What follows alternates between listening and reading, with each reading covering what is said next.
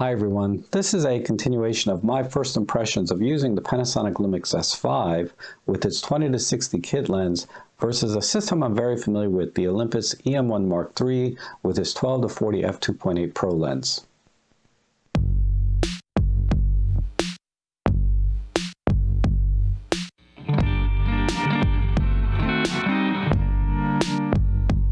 I recently purchased the Panasonic Lumix S5 for my professional videography work and property videos. And like I said before, it's a really significant purchase for me because I've been an Olympus Micro Four Thirds user for almost 5 years now, and I've been extremely happy with it. And I think I will be for the foreseeable future for both my photography and video. And in my last video, I did a comparison between the Olympus E-M1 Mark III and the Panasonic S5 for basically the ergonomics and the controls that are on the camera. And generally speaking, I much preferred the ergonomics of the Olympus camera. But that's really a very subjective kind of test, and you really won't know until you actually hold the cameras for yourself and look at the controls and get a feel for them. So what I want to do today was do a little bit more pragmatic tests where they're more objective, right? And I'm going to be doing a series of photo tests and video tests, and they're going to be very general photography type tests. So I'm going to start with a standard portrait test with a flash, and then I'll do a pseudo landscape shot of my backyard, and then I will also do some face detect autofocus testing. And then on the video side, I will be doing two tests. One will be sort of a vlogging test where lighting conditions change very quickly, which I think is very typical in vlogging. And then I'll also be doing a autofocus test for more standard type videos where you're just filming a person and they might be walking back and forth or in and out of frame. So those are those scenarios I set up. And again, I'm not going to be pushing the camera to any kind of extremes. I'm going to be using, for the most part, default settings. So we can see how the cameras handle basically straight out of the box and the kind of performance you can expect. Also, I think it's interesting, and you'll see the differences in the color science in the JPEG images. I mean, it really doesn't matter when you're shooting RAW because you can adjust the colors any way you want, but it was kind of interesting to see the differences in the color science between the two cameras. So without further ado, let's get started. All right, let's start with the portrait photographic test. And I'll be shooting in full manual with the flash and all of the settings. And I set up the exposures so that they'll match. And I set the flash power to the same so that will match. And I have the Panasonic at f8, 1/500th of a second, ISO 100. And then I have the Olympus at 1/4000th of a second, f4 at ISO 200. So we should get the same exposure. All we have to look for is the sharpness and how the colors render. That should be good. All right, so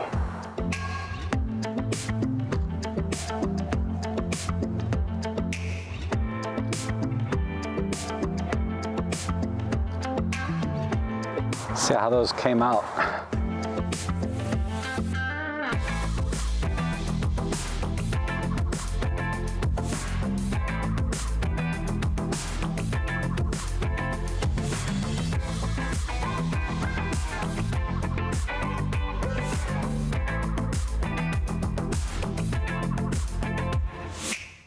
All right, let's do the autofocus face detect test. And what I'm going to do is I'm going to set up both cameras on the time-lapse mode so it'll automatically refocus with each shot. And I'm going to do 20 shots. That'll give me time to kind of walk out to the fence line and walk back, and we'll see how many shots are in focus. Also, I'm going to put the cameras in aperture priority mode, so let the camera handle the exposure because I won't be using flash. And I'll set the Olympus at f4 and the Panasonic at f8, again, so we can match the depth of field. And then the field of view, I'll leave the the Panasonic at 60 millimeters and the Olympus at 30 millimeters.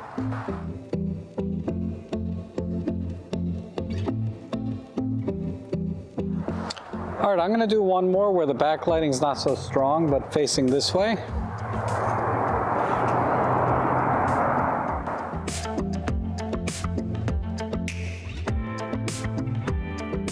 All right, so I took all the images and loaded into my computer, then looked at every single one. And in total, I got 119 images, 58 from the Panasonic Lumix and 61 from the Olympus, as you can see from the counts here. And I didn't count the frames where I walked out of frame, obviously, because there's no face detect if I'm not in the picture. So that's why there's a little bit of a difference when I was walking during the self-timer mode. But in any case, we got roughly the same number of images. And what I did is I highlighted all of the Panasonic images in red, and then all of the Olympus images are just in gray here. And out of the, let's look at the Panasonic. So out of the 58 images total, I got 16 were out of focus. And if you look at the ones that are out of focus, for the most part, I'm pretty far back in the frame, all the way across, with the exception of maybe this one here and this one. I'm not too far away. So I kind of took one of the images, which was kind of an average of my distance from the camera when it started missing frames, and I calculated this to be roughly about 1.2 or 1.3% of the frame. So what that means is when my face got to roughly around 1.2% of the number of pixels in the frame, the Panasonic started to miss focus on the face detect. Now on the Olympus, we missed 17 photos out of 61. And again, you can see, for the most part, I'm pretty far away from the frame, with the exception of just a couple here like this one and this one. So I took one of the images, which was kind of an average distance away from when I was out of focus, and this one worked out to like 0.3% of the frame. So when my face was only 0.3% of the number of pixels in the frame, the Olympus started to lose the face detect autofocus.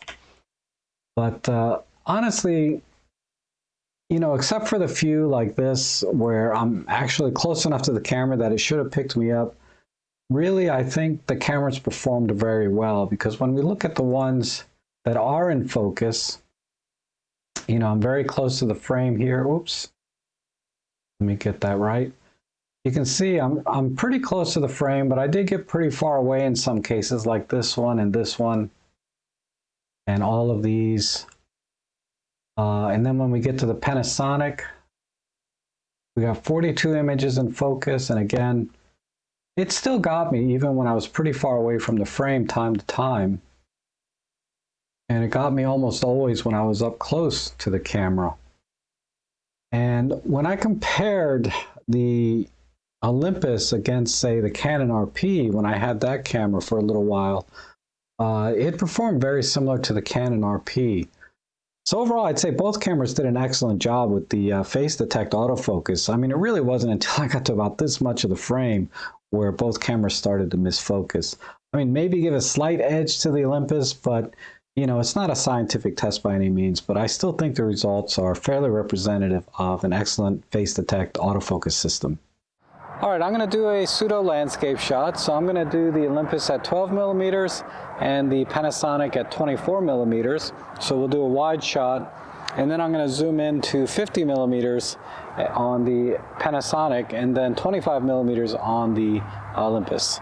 And again, I'm in aperture priority, so I'm going to let the camera handle the exposure and white balance, but I will set the aperture to f4 on the Olympus and f8 on the Panasonic.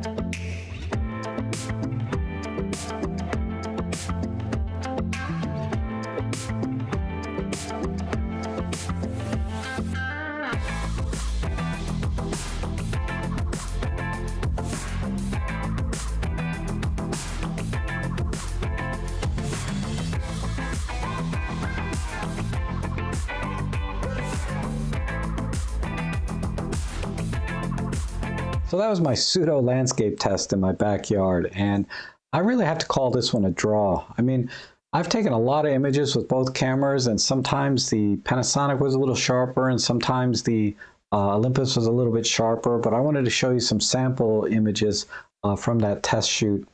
And it's fairly representative of all the pictures I've taken with both these cameras, but I'll talk a little more about that at the end. Now let's just move on to the video testing, and the first test will be just a simple autofocus test where I'm just kind of walking to and from the camera, out of frame, in frame. You know the routine.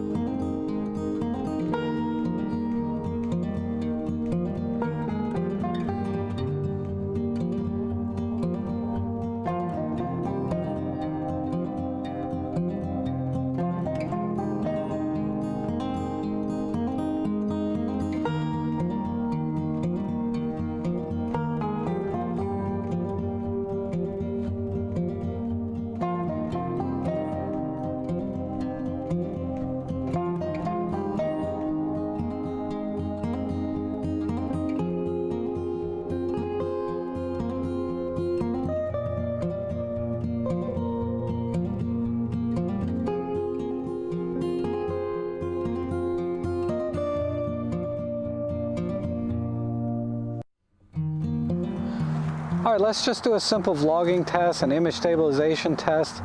So I'm going to vlog and we'll see how the camera, each camera handles the autofocus onto my face and how it handles exposure with strong backlighting and normal backlighting, etc. And then we'll do, you know, it's going to be an image stabilization test throughout the whole thing, but then instead of facing me, I'm going to turn the camera facing the other direction and we'll play those side by side. All right. Here we go. Hello everyone. Thanks for joining me today on my little camera comparison test. And the lighting here is pretty crazy in my backyard right now. So like right now I'm walking into strong lighting. So how is each camera handling this? And then if I turn around and put the backlighting behind me, how are we doing now? Now the sun is shining directly into both lenses. All right, now I'm going to turn the cameras around, not facing me, and that'll be an easier way to see how the image stabilization is, I think. Walk back this way. A little bit of parallax there. There we go. Man, looking at the back of the screen, the Olympus is pretty solid. Walk backwards.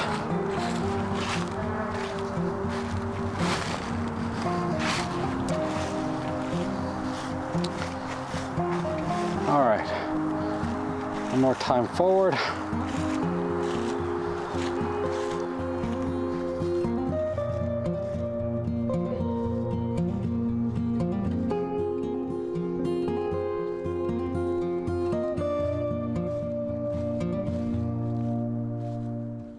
So I think it's pretty clear the Olympus did a better job with the image stabilization, and I'd also give it a little bit of an edge on the autofocusing system in terms of the focusing transitions and focus acquisition. The Olympus just did a little bit better maybe. But overall, I think the Panasonic did a good job. Now, I have seen other reviewers have problems with the Panasonic autofocus system where it would kind of jump to the background and come back, but It just hasn't happened to me yet, but maybe it will one day.